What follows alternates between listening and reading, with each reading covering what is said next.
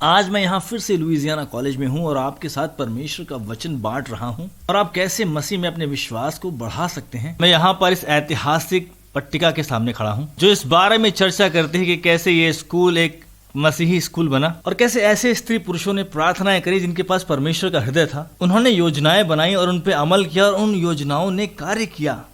और ये मुझे नीति वचन की पुस्तक की याद दिलाता है। नीति वचन की पुस्तक कहती है कि अपने मार्ग की, अपने कार्यों की चिंता परमेश्वर पर डाल दे और वही तुम्हारे कार्यों को सिद्ध करेगा। उनके पास एक दर्शन था और उन्होंने उस दर्शन के कार्य को परमेश्वर के हाथ में सौंप दिया और परमेश्वर ने उसको स्थापित किया, परमेश्वर ने उसको पूर्ण किया। और वास्तविकता में परमेश्वर यही हमारे जीवनों में करना चाहते हैं। जो उसने हमें करने के लिए दिया है वो चाहता है कि हम उस कार्य को पूरा करें। और परमेश्वर जो आपने मुझे दिया है मैं वापस आपको सौंपता हूं और मैं अपने जीवन को आपके हाथों में समर्पित करता हूं। मैं चाहता हूं आप मेरा और मेरे जीवन का नियंत्रण अपने हाथों में ले लें और मैं आपके साथ आगे बढ़ूंगा। देखिए, बहुत सारे लोग हैं जो भविष्य के बारे में जानना चाहते हैं। देखिए, भविष्य इसी क्षण शुरू हो रहा है। भविष्य निर्भर करता है अपने जीवन को, अपने कार्यों को परमेश्वर के हाथ में समर्पित करने के द्वारा।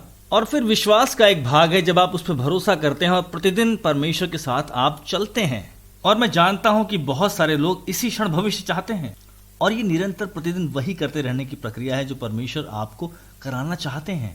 मुझे लुइजियाना कॉलेज से आपके साथ बात करना बहुत पसंद है। हमने ये कई बार किया है क्योंकि यही वो जगह है जहाँ पर मैंने परमेश्वर की आज्ञाकारिता छोटी छोटी बातों में करना सीखा है। मेरा दर्शन बड़ा था जब मैं छात्र नहीं था, तब भी मैं दुनिया को यीशु के लिए जीतना चाहता था, पर मैंने छोटी बातों में परमेश्वर की आज्ञा मानना सीखा। बाइबल का अध्ययन करना और दिन प्रतिदिन की चीजों में परमेश्वर की आज्ञा मानना।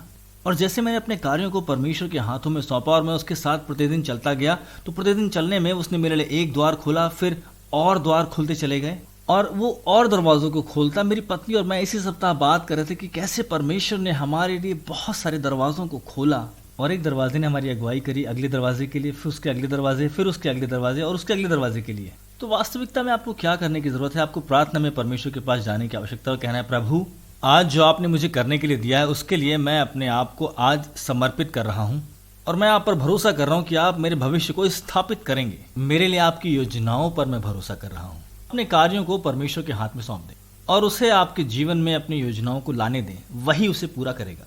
एक बात मुझे बताने दें, जबकि मैं यहाँ इस लुइजियाना कॉलेज में हूँ, परमेश्वर ने बहुत अधिक किया। मेरे सपनों से कहीं बढ़कर उसने किया है।